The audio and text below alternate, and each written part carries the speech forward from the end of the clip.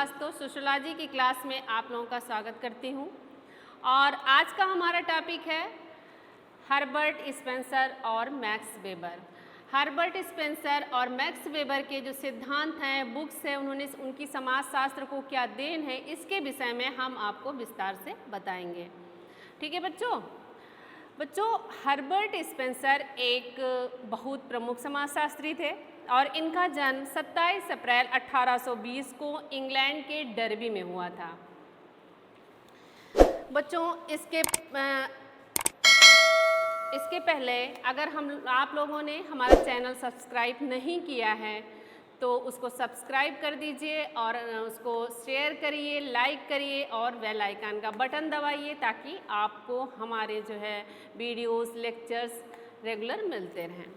तो बच्चों, Herbert Spencer, आज का टॉपिक क्या है? पहला, हर्बर्ट स्पेंसर। तो हर्बर्ट स्पेंसर जो है इंग्लैंड के एक प्रमुख समाजशास्त्री थे और उनका जन्म इंग्लैंड के डर्बी में हुआ था 27 अप्रैल 1820 में। हर्बर्ट स्पेंसर की पहली पुस्तक थी सोशल स्टैटिक्स, जो 1850 में पब्लिश हुई थी। और हर्बर्ट स्पेंसर ने 1854 में प्रिंसिपल ऑफ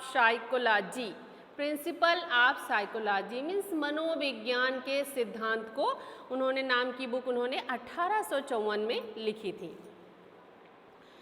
बच्चों, इसके बाद उन्होंने 1859 में जो चार्ल्स डार्विन की बुक थी 1859 में आई थी, 1859 में चार्ल्स डार्विन की ओरिजिन ऑफ स्पीशीज मीन्स प्राणियों की उत्पत्ति, प्रजातियों की उत्पत्ति, जिसकी उन्होंने हर्बर्ट स्पेंसर ने बहुत प्रशंसा की थी।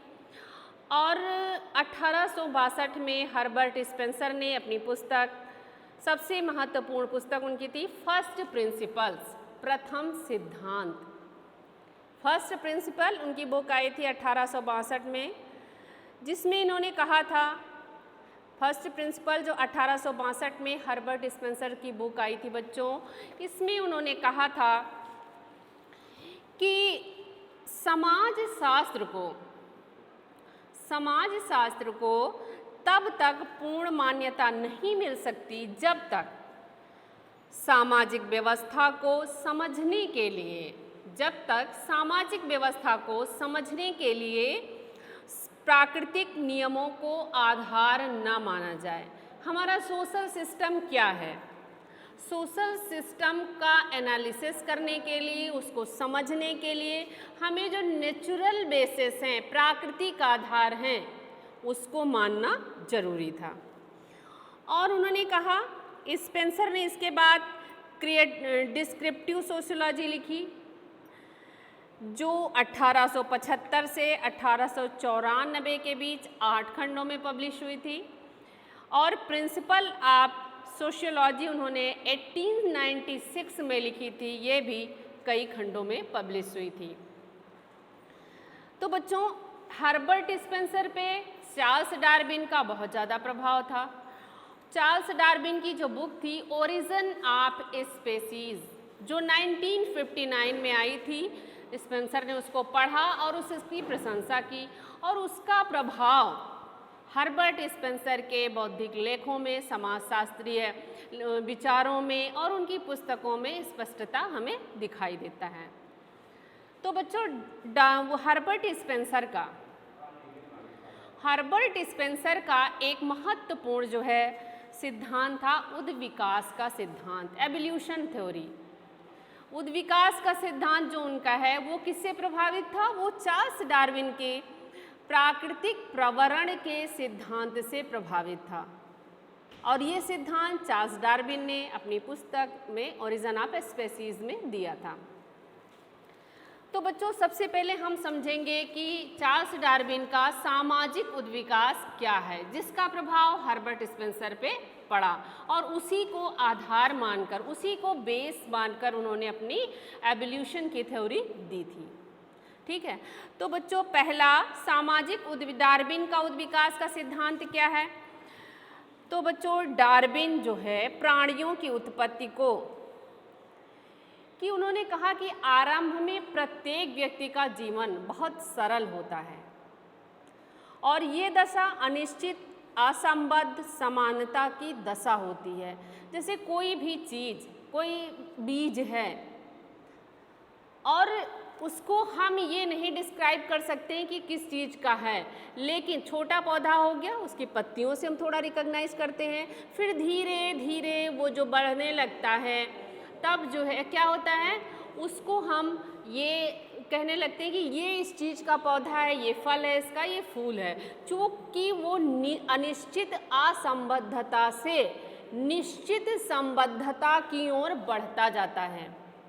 मीन्स वो किसी भी व्यक्ति को समझने में आसानी होती है, उसका एक निश्चित स्वरूप हो जाता है और वो किसी चीज़ से संबद्ध हो जाता है कि ये पर्टिकुलर ये आम का पेड़ है, नीम का पेड़ है, इस तरह वो निश्चित संबद्धता से संबंधित हो जाता है। तो डार्विन ने यही सिद्धांत दिया। डार्विन ने कहा, डार्विन के अतिरिक्त और असंबद्ध, डार्विन ने अनिश्चित और असंबद्ध समानता से निश्चित और संबद्ध भिन्नता से, जब निश्चित हो जाता है किसी का आकार और किसी चीज़ से वो संबद्ध हो जाता है तो अगली चीज़ों से वो डिफरेंट हो जाता है, भिन्न हो जाता है। बीज एक तरह हो गया, लेकिन जब पौधे का रूप लिया तो सबका स्वरूप अलग अलग हो जाता है कि ये नीम का है, ये पेड़ का है, ये इसका है, तो उसमें भिन्नता आ जाती है और उसको हम रिकॉग्नाइज करने लगते हैं। ठीक है, तो डार्विन के अनुसार क्या था, उद्विकास एक क्रमिक प्रक्रिया है। ऐसा नहीं कि बीज तुरंत फूल देने लगता, उसका एक प्रोसेस होता है कि क्रम के रूप से वो बढ़ता है, जो अनेक स्तरों के द्वारा किसी वस्तु अथवा जीव में परिवर्तन की दशा पैदा करता है। जो चेंजेज आते हैं, एक क्रमिक रूप से जो चेंजेज आते हैं वो उसके रूप को, स्वरूप को, उसके पैटर्न को चेंज कर देते हैं और हम उसको समझने लगते हैं कि ये चीज़ ये है। जैसे हमारा मानव का आरंभिक स्वरूप क्या था, नर बानर, चिंपांजी, ओरंगुतान तथा गोरिल्ला के रूप में मानव समझा जाता, मानव का रूप था।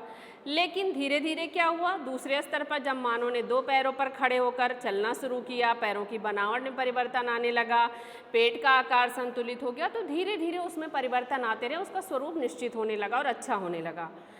तो उद्विकास, डार्विन ने भी बताया कि उद्विकास की प्रक्रिया किसी वस्तु या जीव की रचना से संबंधित होने वाला परिवर्तन संबंधित आंतरिक शक्तियों के प्रभाव से बढ़ती घटती है। इसका तात्पर्य है बच्चों की सरलता से जटिलता की ओर होने वाला परिवर्तन। जैसे जैसे कोई चीज़ बड़ी होती है, मनुष्य बड़ा होता है, उसके कार्यों में, उसके स्वभाव में, सब में जटिलता आती जाती। पहले सरल समाज था, सरल स्वभाव था, धीरे धीरे उसमें जटिलता आने लगती है। तो ये जटिलता किसी बाहरी दशा के प्रभाव से नहीं होती, चूँकि मानव मस्तिष्क हर चीज़ को समझता है, चिंतन करता है, तो यही जीव रचना के अंदर छिपी हुई आंतरिक शक्तियों के प्रभाव से ही कार्य करता है। और बच्चों, जो ये क्रमिक परिवर्तन में आंतरिक शक्तियाँ जो चिंतन करती हैं, मनन करती हैं, जो इसमें परिवर्तन आता है, यही डार्विन का उद्विकासवादी सिद्धांत है। तो इसी को बेस मानकर बच्चों उन्होंने हर्बर्ट स्पेंसर ने सामाजिक उद्विकास, सोशल एवोल्यूशन की अपनी थ्योरी दी थी, सामाजिक उद्विकास की।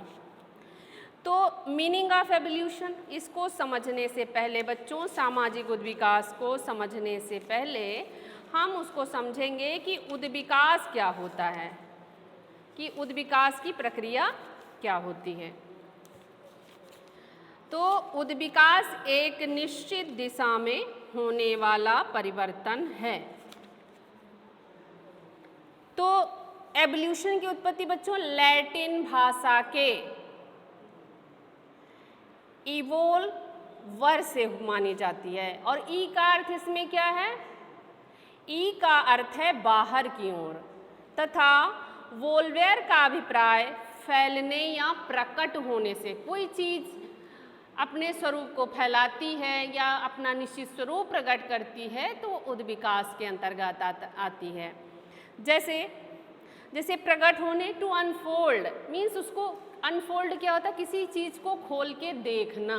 तो जो कोई चीज़ उद्विकास की प्रक्रिया को प्राप्त करके अपने स्वरूप को प्राप्त कर लेती है तो उसको हमको समझना आसान हो जाता है। तो बच्चों किसी वस्तु के फैलने या बढ़ने की प्रवृत्ति को ही उद्विकास कहा जाता है। लेकिन बच्चों प्रत्येक चीज़ उद्विकास नहीं, जैसे मिट्टी का ढेर है, वो बढ़ता है घटता है, छोटा हुआ बड़ा हुआ, मिट्टी हट गई, तो उसको हम उद्विकास नहीं कर सकते क्योंकि वो निर्जीव होता है।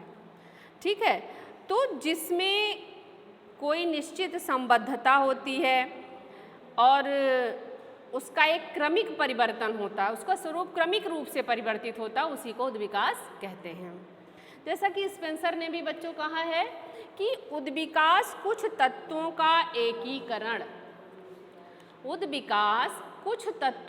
एकीकरण तथा उससे संबंधित वह गति है जिसके दौरान कोई तत्व एक अनिश्चित और असंबद्ध समानता से निश्चित और संबद्ध भिन्नता में बदल जाता है।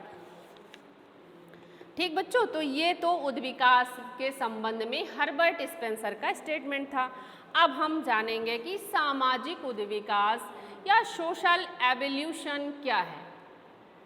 तो बच्चों स्पेंसर ने उद्विकास की प्रक्रिया को संपूर्ण जगत में व्याप्त एक सार्वभौमिक प्रक्रिया के रूप में माना। सार्वभौमिक कैसे कि ये पूरे यूनिवर्सल ट्रूथ होता है कि हर जगह ये प्रक्रिया अनवरत चलती रहती है, चाहे कोई देश, परिस्थिति, काल कुछ भी हो, लेकिन ये प्रक्रिया कंटिन्यूअस प्रोसेस अपना कंप्लीट करती रहती, चलती रहती है। और ये एक सार्वभौमिक प्रक्रिया के रूप में हर्बर्ट स्पेंसर ने इसको स्वीकार किया है। स्पेंसर ने भौतिक उद्विकास तथा प्राणीशास्त्रीय उद्विकास के नियमों के आधार पर अपने सामाजिक उद्विकास के सिद्धांत को प्रस्तुत किया था और उन्होंने उसी को उनका सामाजिक उद्विकास का सिद्धांत कहा जाता है। तो बच्चों हर्बर्ट स्पेंसर ने दो प्रमुख नियमों का प्रतिपादन करके अपने सामाजिक उद्विकास की उसको सिद्धांत को स्पष्ट किया। पहला उन्होंने क्या कहा, सरलता से जटिलता की ओर, सरलता से जटिलता की ओर। तो सरलता से क्या, पहले किसी भी चीज का स्वरूप जो क्या होता है वो सरल होता है, धीरे धीरे वो जटिल स्वरूप में, भिन्न स्वरूप में बदल जाता है और उसकी प्रक्रियाएं, क्रियाएं, स्वरूप, कार्य सारे भिन्न हो जाते हैं। तो उनके प्रकार एक निश्चित रूप लेने लगते हैं। तो बच्चों ये तो उन्होंने बताया। इसके बाद उन्होंने क्या कहा, इसके बाद हर्बर्ट स्पेंसर ने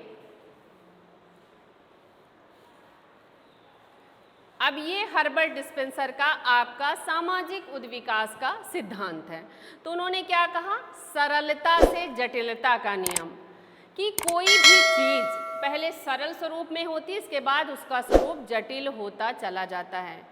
तो इसके इन्होंने कई सब टॉपिक बताए कि कैसे सरल से जटिल की ओर कोई समाज परिवर्तित होता है। तो सरल समाज, जैसे पहले आदिम मानव रहता था तो वो सरल समाज का स्वरूप था, उसमें कोई संगठित स्वरूप नहीं था, परिवार का स्वरूप नहीं था, वो जंगलों में घूमता था और कुछ भी पहन के कुछ भी खाता था। ठीक है, तो ये सरल समाज का स्वरूप हुआ। धीरे धीरे संश्लिष्ट समाज, संश्लिष्ट मीन्स क्या होता है, कंपाउंड सोसाइटी इसको कहते हैं। तो कंपाउंड सोसाइटी क्या होता है, इसमें जब धीरे धीरे मनुष्य ने एक जगह रहना, बनाना, खाना सीख लिया तो ये संश्लिष्ट समाज हो गया। फिर दोहरे संश्लिष्ट समाज, डबल कंपाउंड सोसाइटी। तो डबल कंपाउंड सोसाइटी में बच्चों क्या होता है, डबल कंपाउंड सोसाइटी में जब इन दोनों समाजों का सम्मिश्रण होता है, व्यक्ति नियम कानून के अनुसार रहना सीख जाता तो दोहरे संश्लिष्ट समाज का निर्माण होता है। इसके बाद बच्चों आया आपका त्रिसंश्लिष्ट समाज, जिसका स्वरूप आज हमारे समाज में व्याप्त है। तो त्रिसंश्लिष्ट समाज में व्यक्ति, जो आज हमारा आधुनिक समाज है, ये इसके अंतर्गत आता है। चूँकि हमारी प्रत्येक क्रियाएं, व्यवहार, ये सारी चीज़ें हमारे त्रिसंश्लिष्ट समाज के अंतर्गत आती हैं। फिर उन्होंने दूसरा दिया था उसमें योग्यतम की जीवितता का अतिजीवन, योग्यतम का अतिजीवन। तो इसमें क्या, सर्वाइवल ऑफ द फिटेस्ट। तो हर्बर्ट स्पेंसर ने क्या कहा कि स्पेंसर ने प्राणीशास्त्रीय जो उद्विकास को स्पष्ट करने के लिए सबसे ज़्यादा योग्यतम का अतिजीवन को महत्व दिया। और उन्होंने कहा कि डार्विन ने जैसे अनेक प्राणियों का अध्ययन करके और उनके अवशेषों का अध्ययन करके अस्तित्व के लिए संघर्ष, स्ट्रगल फॉर एग्जिस्टेंस का नियम प्रस्तुत किया। और उन्होंने कहा कि सभी प्राणी सर्वाइव करने के लिए हमेशा जीवन पर्यंत संघर्ष करते रहते हैं, और इस संघर्ष में कुछ लोग, इस योग्यतम के जीवन के संघर्ष में कुछ प्राणी उसमें सर्वाइव कर जाते हैं और कुछ उससे एडजस्ट नहीं कर पाते और नष्ट हो जाते हैं। तो जो संघर्ष करके उसमें सर्वाइव कर लेता है वही सर्वाइवल ऑफ द फिटेस्ट, योग्यतम का अतिजीवन होता, वही समाज में रहने के लायक होता है। बाकी जो परिस्थितियों से सामंजस्य नहीं स्थापित कर सकता वो समाज में सर्वाइव नहीं कर सकता।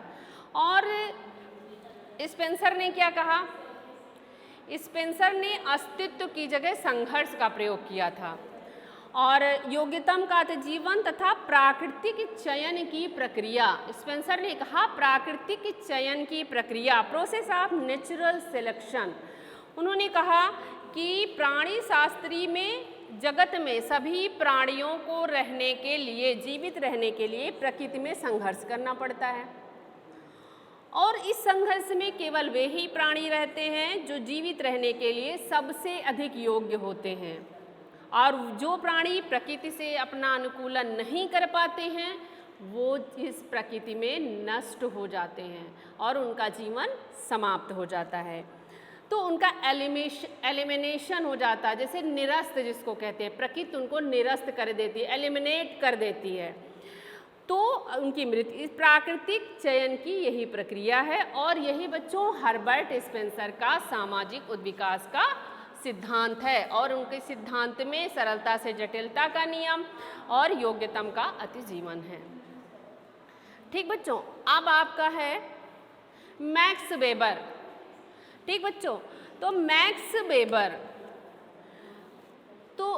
वेबर एक बहुत समाजशास्त्र की मैक्स वेबर वो पहले समाजशास्त्री थे जिन्होंने समाजशास्त्र की अध्ययन वस्तु में सोशल एक्शन या सामाजिक क्रियाओं को महत्वपूर्ण माना। और उन्होंने कहा सामाजिक क्रियाओं का अध्ययन करने के लिए उन्होंने सोशल एक्शन थ्योरी को अपने सिद्धांत में, अपने समाजशास्त्रीय लेखों में महत्वपूर्ण माना, और उसका अध्ययन करने के लिए उन्होंने एक पद्धति का विकास किया जिसको हम क्या कहते हैं, वस्तुहीन पद्धति। वस्तुहीन क्या है बच्चों, ये जर्मन भाषा का शब्द है, और जर्मन भाषा में इसका अर्थ होता है व्याख्यात्मक बोध।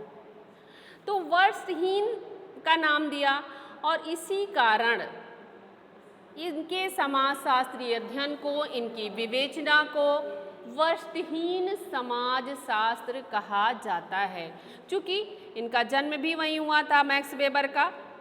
और मैक्स वेबर ने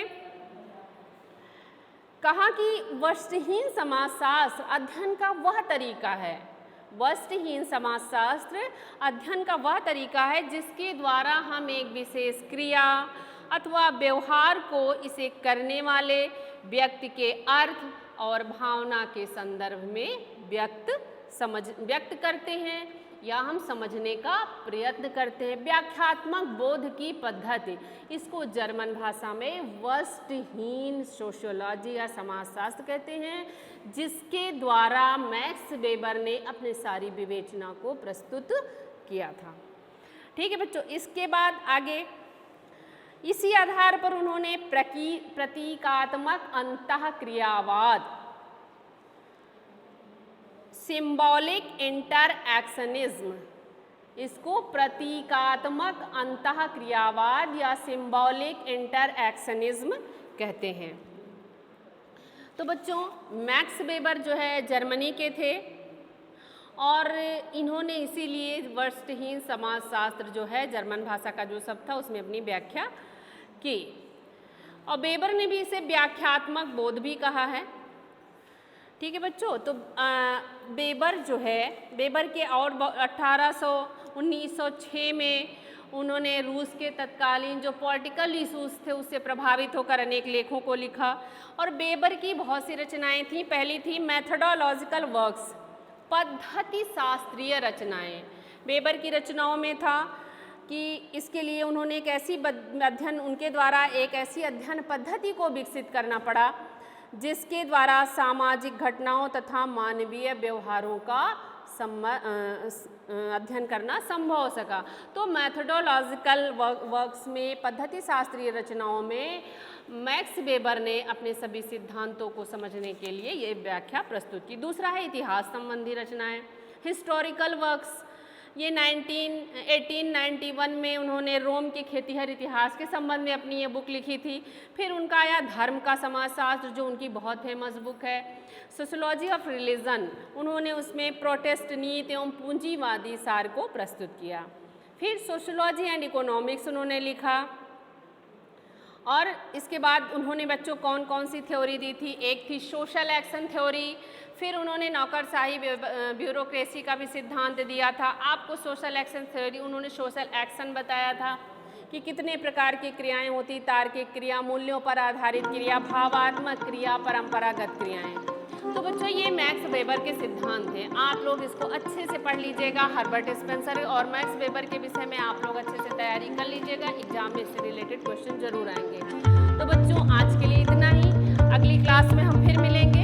लेकिन आप लोगों ने अगर हमारे चैनल को सब्सक्राइब नहीं किया है तो उसको सब्सक्राइब कर दीजिए, लाइक करिए, शेयर कीजिए और बेल आइकन जरूर दबाइए ताकि हमारे लेक्चर्स और हमारे वीडियोस आपको मिलते रहें। आज के लिए बच्चों इतना ही, फिर मिलते हैं अगली क्लास में। Thank you. इस वीडियो को अपने दोस्तों के साथ ज़रूर शेयर कीजिए। अगर इस टॉपिक पर आपके कोई भी क्वेश्चन है तो नीचे कमेंट करके पूछिए, हम उत्तर देने का प्रयास करेंगे। और अगर आपने अभी तक हमारे चैनल को सब्सक्राइब नहीं किया है तो तुरंत सब्सक्राइब करिए, साथ ही बेल आइकन पर क्लिक करें ताकि आगे आने वाले सभी वीडियो आप तक पहुंचते रहें और आप हमसे यूं ही जुड़ें।